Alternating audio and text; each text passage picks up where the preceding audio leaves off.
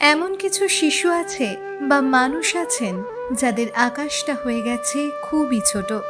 ওই জানলা দিয়ে যতটুকু দেখা যায় সেরকমই শিশু আশ্রমের কিছু বাচ্চা এবং অতিরিক্ত ক্ষমতা সম্পন্ন বাচ্চাদের সাথে বৃদ্ধা আশ্রমের বয়োজ্যেষ্ঠদের নিয়ে 2015 সাল থেকে আশার আলো করে চলেছে এই পূজা পরিক্রমা বা শারদ উৎসব। উদ্দেশ্য ওই করুণ চোখের উন্মুক্ত হাসি। এই হাসির দৃঢ়তা বাড়াতে বাড়িয়ে দিন আপনার হাত। আপনার সাধ্য মতন 2-10 টাকা সাহায্য করে আপনিও পাশে থাকুন এই মহৎ উদ্যোগের।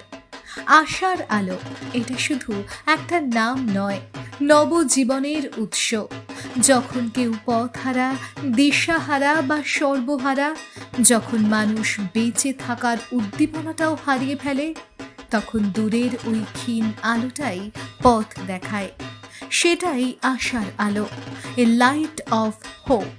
আমাদের এই বছরের পূজা পরিক্রমা শুরু হবে মহাষষ্ঠীর দিন সকাল 8 ঘটিকায় ডানলপ মোড় থেকে।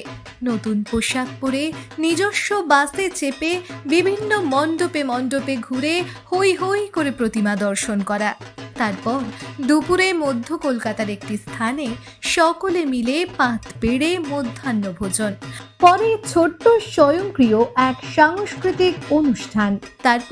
তারপর আর কি 1 বছরের আবার অপেক্ষায় সাঁঝবেলায় যে যার নিড়ে ফিরে আসা।